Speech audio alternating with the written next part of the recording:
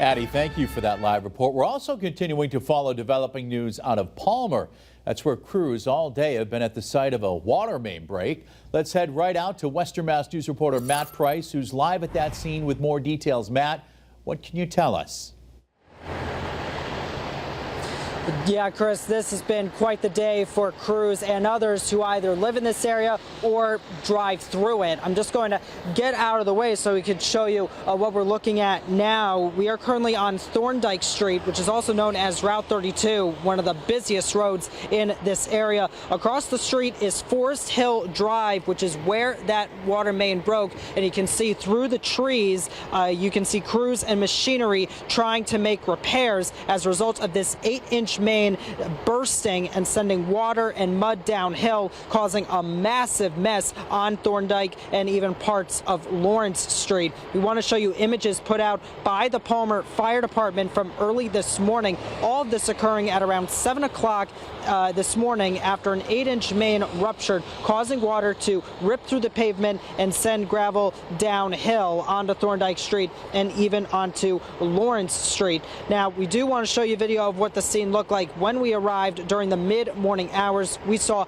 bulldozers collecting muddy water and rocks from the pavement and putting it into dump trucks while all of this other work was being done. Much of Forest Hill Drive has been ripped apart as crews have been working around the clock to get to this main so they could take it out and replace it with a new one. We have been told by the superintendent of the Palmer Water District, James Ammon, that the water has been shut off in this part of the area as crews work to fix the problem. We know some homes on Forest Hill Drive, Pine Hill Road, and Thorndike Street have been affected. Also, Green Gold Cannabis Dispensary closed for the remainder of the day because of the situation. Among the issues are low pressure and discolored water. Ammon tells us those will be fixed when the new main is up and running. We should also point out the Palmer Fire Department says those affected by this should use cold water only, but you can see work continues on this problem. Only one lane is open on Thorndike Street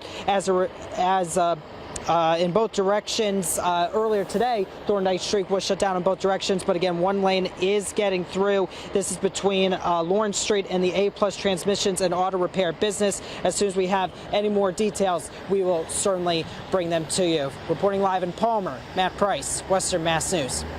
All right, Matt, thank you.